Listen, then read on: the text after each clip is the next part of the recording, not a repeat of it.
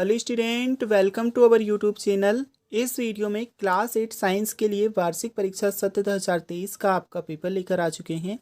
जैसे कि आप देख सकते हैं, कक्षा 8वीं विषय विज्ञान का आपका पूरा पेपर मेरे पास है और इस वीडियो में हम आपका फुल क्वेश्चन पेपर सॉल्व करेंगे। एक very most important question paper class 8 science के लिए है। अगर आप भी विज्ञान के पेपर में अच्छे मार्क्स स्कोर करना चाहते हैं तो एक बार इस क्वेश्चन पेपर को आपके एग्जाम के लिए ज़रूर से तैयार कीजिएगा। मोस्ट इंपोर्टेंट क्वेश्चन पेपर आपके लिए रहने वाला है। ओके, तो चलिए बिना देर किए आपका क्वेश्चन पेपर सॉल्व करते हैं। कुछ इस प्रकार से आपका पेपर रहने वाला है। ओके, तो क्वेश्चन नंबर 1 से हम आपके सभी प्रश्न साथ में उत्तर भी देखेंगे। जैसे कि देख सकते हैं, पहला प्रश्न आपका आ जाता है। प्रत्येक क्वेश्चन साथ में आंसर भी बताया जाएगा। क्लास 8 साइंस के लिए आपका वार्षिक परीक्षा का पेपर है। एक मोस्ट इंपोर्टेंट क्वेश्चन पेपर लेकर आए हैं। प्रत्येक क्वेश्चन साथ में आंसर भी देखेंगे।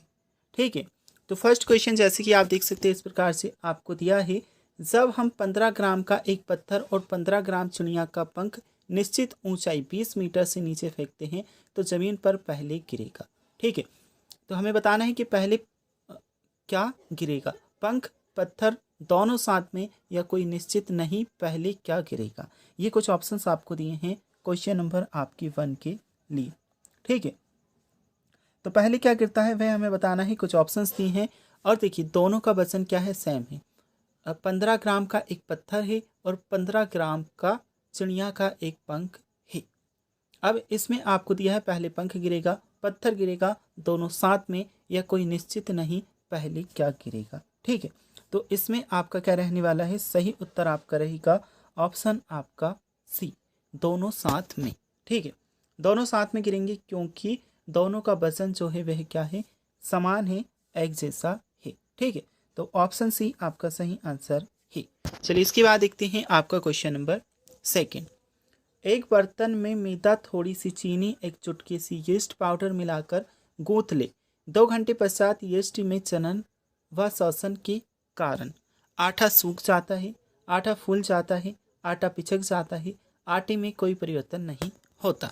ठीक है, आप देखे होंगे, अगर देखिए क्या बताया गया है, एक बर्तन में मैदा, थोड़ी सी चीनी। ठीक है, मैदा लेना है, थोड़ी सी चीनी लेनी है, एक चुटकी यीस्ट पाउडर मिलाकर गूंथ ले। 2 घंटे पश्चात यीस्ट में जनन व शोषण के कारण क्या होगा वह हमें बताना है। ठीक है, तो 4 ऑप्शन दिए हैं। आटा सूख जाता है, आटा फूल जाता है, आटा पिचक जाता है, आटे में कोई परिवर्तन नहीं होता। तो आटा जो है वह फूल जाता है, ऑप्शन बी सही आंसर है। ठीक है, आटा फूल जाता है। इसके बाद देखिए तीसरा प्रश्न आपका आ जाता है। चित्र में दर्शाए गए अनुसार कोई अलार्म घड़ी एक बर्तन में रखी गई है। अलार्म की ध्वनि बर्तन के पास खड़े व्यक्ति को स्पष्ट सुनाई देती है। अब यदि बर्तन के अंदर से वायु को पूरी तरह निकाल दिया जाए तो पास खड़े व्यक्ति के लिए अलार्म ध्वनि की प्रबलता कैसे प्रभावित होगी। ओके, तो पहले प्रश्न समझ लीजिएगा। चित्र में दर्शाए गए अनुसार, चित्र देख लीजिए पहले। कोई अलार्म घड़ी एक बर्तन पर रखी गई है। ठीक है, एक अलार्म घड़ी है जो बर्तन पर रखी गई है। अलार्म की ध्वनि बर्तन के पास खड़े व्यक्ति को स्पष्ट सुनाई देती है। अब यदि बर्तन के अंदर से वायु को पूरी तरह से निकाल दिया जाए तो पास खड़े व्यक्तियों को अलार्म की ध्वनि प्रबलता कैसे प्रभावित होगी। ध्वनि की प्रबलता बढ़ जाएगी, ध्वनि की प्रबलता कम हो जाएगी, ध्वनि सुनाई देना बंद हो जाएगी, ध्वनि की प्रबलता अपरिवर्तित हो जाएगी। ये ऑप्शन दिए हैं आपको क्वेश्चन नंबर आपके 3 के लिए। इसमें ऑप्शन सी सही आंसर है, ध्वनि सुनाई देना बंद हो जाएगी। ठीक है, ऑप्शन सी। चलिए इसके बाद देख लेते हैं आपका नेक्स्ट क्वेश्चन। यदि आप शुक्र ग्रह पर हैं तो आपको सूर्यास्त किस दिशा में दिखाई देगा। पूर्व दिशा में, पश्चिम दिशा में, उत्तर दिशा में या फिर दक्षिण दिशा में। अगर यदि आप शुक्र ग्रह पर हैं तो आपको सूर्यास्त किस दिशा में दिखाई देगा। क्वेश्चन नंबर 4 का आंसर देना है। ऑप्शन ए पूर्व दिशा में सही उत्तर है। ठीक है, अगर शुक्र ग्रह पर हम होंगे तो जो सूर्यास्त है वह पूर्व दिशा में होता हुआ दिखाई देगा। ऑप्शन ए सही आंसर है। चलिए, तो ये पेज आपका कंप्लीट हो जाता है। अब हम देखते हैं आपका अगला पेज। क्वेश्चन नंबर 5 आपको दिया है। रॉली की बहन राशि 12 वर्ष की है। क्या आप बता सकते हैं कि राशि ने अभी तक सूर्य की कितनी परिक्रमा कर ली होगी। ओके, उसकी उम्र कितनी है, 12 वर्ष है। तो क्या आप बता सकते हैं कि राशि ने अभी तक सूर्य की कितनी परिक्रमा कर ली होगी। 10 परिक्रमा, 1, 12 परिक्रमा या फिर 6 परिक्रमा। ओके, तो ये है प्रश्न क्रमांक हमारा 5।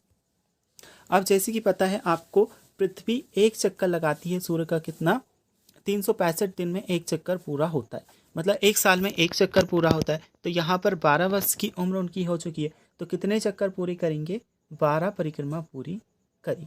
ठीक है, ऑप्शन सी 12 सही उत्तर है, क्योंकि एक वर्ष में एक चक्कर लगता है, तो 12 वर्ष में 12 चक्कर लगेंगे, मतलब 12 परिक्रमा लगेगी। इसके बाद देखिए क्वेश्चन नंबर 6 आ जाता है, बूझो वायु प्रदूषण कम करने में योगदान करना चाहता है, वह अपने विद्यालय जाने के लिए किस वाहन का उपयोग करे। ठीक है, कोई एक व्यक्ति है, वह वायु प्रदूषण कम करने में अपना योगदान, अपना सहयोग देना चाहता है, तो अपने विद्यालय के लिए किस वाहन का प्रयोग करे। ये कुछ ऑप्शन दिए हैं, e rickshaw, car, school bus या फिर स्कूटर।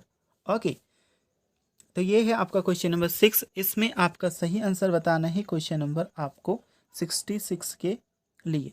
तो ई रिक्शा ऑप्शन ए सही आंसर है। ठीक है, ई रिक्शा ऑप्शन ए सही आंसर है। अब देखते हैं हम आपका क्वेश्चन नंबर 7। कचरे के ढेर में से एक गाय कचरा खा रही थी, किंतु कुछ दिनों के पश्चात गाय का पेट फूल गया और उनकी मृत्यु हो गई। गाय की मृत्यु होने का कारण है। ओके, तो गाय की मृत्यु होने का कारण हमें बताना है। एक गाय है, कचरे में से पन्नी खा रही थी, इसके कारण से उसका पेट जो है वह फूल गया था और उसकी मृत्यु हो गई। तो मृत्यु का कारण हमें बताना है। ठीक है, गाय ने सब्जी एवं फलों के छिलके अधिक खा लिए थे। गाय ने लोगों के द्वारा फेंकी गई खाद्य पदार्थों के साथ पॉलीथीन व प्लास्टिक रेपर भी खा लिए थे। गाय को कचरे ढेर में कोई खाद्य पदार्थ नहीं मिला। गाय को कचरे में आ रही दुर्गंध के कारण उसकी मृत्यु हो गई। तो देखिए, सब्जी और फल तो नॉर्मल गाय वैसे भी खाती है, उससे कोई नुकसान नहीं होता। और कचरे के ढेर में कोई खाद्य पदार्थ नहीं मिला, अगर कोई खाद्य पदार्थ उसे नहीं भी मिलता तो उसका पेट नहीं फूलता। अगर वह कुछ नहीं खाती तो पेट नहीं फूलता। गाय को कचरे में आ रही दुर्गंध के कारण उसकी मृत्यु हो गई, तो दुर्गंध के कारण मृत्यु नहीं होती। सही आंसर ऑप्शन बी रहेगा, गाय ने लोगों के द्वारा फेंके गए खाद्य पदार्थों के साथ पॉलीथीन व प्लास्टिक रेपर भी खा लिए थे, क्योंकि प्लास्टिक खाने से पेट फूल जाता है गाय का। ठीक है, और उसके बाद अगर उपचार वगैरह न मिले तो मृत्यु भी हो जाती है। तो ऑप्शन बी सही आंसर है। अब हम देख लेते हैं प्रश्न क्रमांक 8 आपका आ जाता है, चित्र में दर्शाए गए अनुसार प्रकाश पृष्ठ S1, S2 तथा S3 पर आधारित हो रहा है। किन पृष्ठों पर आपतन कोण परावर्तन कोण के बराबर होगा। ये आपको सभी पृष्ठ दिए हैं, केवल S1 में, केवल S1 व S3 में, केवल S2 व S3 में, सभी तीनों पृष्ठों में ये ऑप्शंस आपको दिए हैं। तो क्वेश्चन नंबर 8 के लिए आपको करेक्ट आंसर बताना है। सही उत्तर जो आपका रहेगा वह आपका है ऑप्शन डी, सभी तीनों पृष्ठों में। ठीक है, ये सही आंसर है। अब हम देखते हैं आपका नेक्स्ट क्वेश्चन। क्वेश्चन नंबर 9 आपको दिया है, नर शिशु में विकसित होने वाले युग्मनज में निम्न में से कौन से गुणसूत्र होंगे। XX, केवल X, XY, केवल Y। ओके, तो ये है हमारा प्रश्न क्रमांक 9। इसके लिए सही उत्तर आपको बताना है, और सही उत्तर जो है वह रहेगा XY option C. Option C XY सही उत्तर है। अब देखिए प्रश्न क्रमांक 10 आ जाता है, एड्स किसी संक्रमित व्यक्ति से दूसरे स्वस्थ व्यक्ति में किसके जरिए फैल सकता है। साथ भोजन करने से, पीड़ित के द्वारा रक्तदान से, साझी कंधे के प्रयोग से और मच्छर के काटने से। एड्स किसी संक्रमित व्यक्ति से एक दूसरे स्वस्थ व्यक्ति में किसके जरिए फैल सकता है। 4 ऑप्शन हमें दिए हैं क्वेश्चन नंबर 10 के लिए। अब इसमें जो आपका सही उत्तर है वह रहेगा पीड़ित के द्वारा रक्तदान से। ठीक है, ऑप्शन भी सही आंसर है। तो चलिए, सबसे पहले आपको 10 ऑब्जेक्टिव टाइप मतलब बहुविकल्पीय प्रश्न दिए थे, जिन्हें हमने कंप्लीट किया। अब हम देखेंगे आपके अगले प्रश्न। देखिए बच्चों, यहाँ पर आप देख सकते हैं क्वेश्चन नंबर 11 आपका आ जाता है। प्रश्न क्रमांक 11 से लेकर 20 तक आपको 3-3 नंबर के लघुत्तरीय प्रश्न दिए जाने हैं। ओके, तो इस प्रश्न में हमें समझाना है पेट्रोलियम निर्माण के प्रक्रम को समझाइए। मतलब पेट्रोलियम कैसे बनता है, पेट्रोलियम का निर्माण कैसे होता है, वह प्रक्रम हमें बताना है। ओके, तो पेट्रोल तो आप जानते ही हैं, जिससे वाहन चलाए जाते हैं, गाड़ी में जो पेट्रोल डलाया जाता है उसी की बात यहाँ पर हो रही है। ठीक है, तो यह कैसे बनता है वह हमें बताना है। देखिए यहाँ से आप आंसर कर लेंगे। पेट्रोलियम हजारों सालों से समुद्र तल में दबे हुए मृत जीवों से बनता है। इन मृत जीवों पर रेत और मिट्टी की परत जमती जाती है। बहुत अधिक दबाव, तापमान और हवा की कमी की वजह से मृत जीव धीरे धीरे पेट्रोलियम और प्राकृतिक गैस में परिवर्तित हो जाते हैं। ये आपका आंसर रहेगा। ओके, ठीक है, तो यहाँ से यहाँ तक कर लीजिएगा। प्राकृतिक गैस में परिवर्तित हो जाते हैं। ओके, तो 11वें प्रश्न के बाद आ जाता है आपका प्रश्न क्रमांक 12। क्या सूक्ष्मजीव बिना यंत्र की सहायता से देखे जा सकते हैं? यदि नहीं तो वह कैसे देखे जा सकते हैं? ये 12वां प्रश्न है। तो 12वें प्रश्न के लिए आप उत्तर कर लोगे, नहीं, सूक्ष्मजीव बिना यंत्र की सहायता से नहीं देखे जा सकते। इन्हें सूक्ष्मदर्शी एवं आवर्धक लेंस की सहायता से देख सकते हैं। ओके, तो यहाँ से 12वां प्रश्न भी हम कंप्लीट कर चुके हैं। आप देखिए, इसके बाद आ जाता है प्रश्न क्रमांक 13। दहन के लिए वायु आवश्यक होती है। इसे प्रदर्शित करने हेतु किसी क्रियाकलाप का वर्णन करना है। ठीक है, दहन मतलब कुछ भी जलाने के लिए वायु आवश्यक होती है। बिना वायु की उपस्थिति में हम किसी भी चीज़ को नहीं जला सकते। तो इसके लिए हमें एक क्रियाकलाप बताना है कि क्रियाकलाप का वर्णन करना है।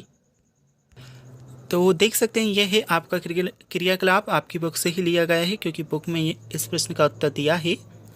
कैसे करना है यहाँ पर आपको समझाया जा रहा है। सावधानी, जलती मोमबत्ती को पकड़ते समय सावधानी रखिए। ठीक है, एक जलती मोमबत्ती को मेज पर ऊपर रखिए। कांच की चिमनी को मोमबत्ती के ऊपर लकड़ी के 2 गुटकों की सहायता से इस प्रकार रखिए कि जैसे कि यहाँ पर चित्र में दर्शाया गया है।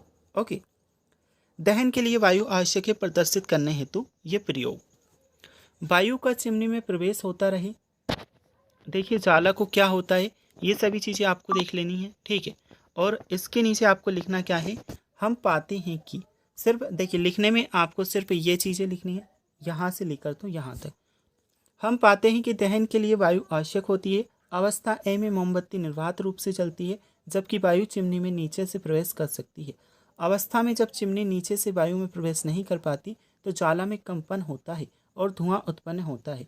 अवस्था सी में ज्वाला जब बुझ जाती है क्योंकि उसे वायु उपलब्ध नहीं हो पाती। तो लिखने में आपको उत्तर सिर्फ ये और ये यहाँ तक इतना ही लिखना है और ये आपको चित्र बनाना है। ठीक है, ये चित्र बनाना है और नीचे जो मैंने आपको बताया वह आपको आंसर करना है। तो ये रहेगा आपका क्रियाकलाप। अब देखते हैं हम आपके नेक्स्ट क्वेश्चंस। ओके, तो ये क्वेश्चन हम कंप्लीट कर चुके हैं। इसके बाद आ जाता है आपका मोमबत्ती की ज्वाला का नामांकित चित्र बनाकर इसके विभिन्न क्षेत्रों को समझाना है। ठीक है, ये 14वां प्रश्न है। और IVF का पूरा नाम लिखो। ये है 15वां प्रश्न। तो देखिए यहाँ पर तो पहले आप 15वें प्रश्न का उत्तर देख लीजिए। IVF का पूरा नाम इन विट्रो फर्टिलाइजेशन होता है। ठीक है, यहाँ पर पूरा नाम आपको दिया है 15वें प्रश्न का उत्तर। और इधर मोमबत्ती की ज्वाला वाला जो आपका क्वेश्चन है, क्वेश्चन नंबर 14, इसका उत्तर देख सकते हैं। ठीक है, तो ये है मोमबत्ती की ज्वाला का चित्र, यहाँ से देखकर कर लीजिएगा। ओके, तो बच्चों ये है कुछ इंपॉर्टेंट क्वेश्चन क्लास 8 साइंस के एग्जाम के लिए। इनसे आपके एग्जाम में हेल्प होगी। इन प्रश्नों को आप अपने एग्जाम के लिए तैयार कर सकते हैं। एंड कुछ और वीडियोस क्लास 8 के लिए अपलोड की हैं तो उन्हें भी जाकर देखिएगा, उनसे भी आपकी हेल्प होगी। ओके।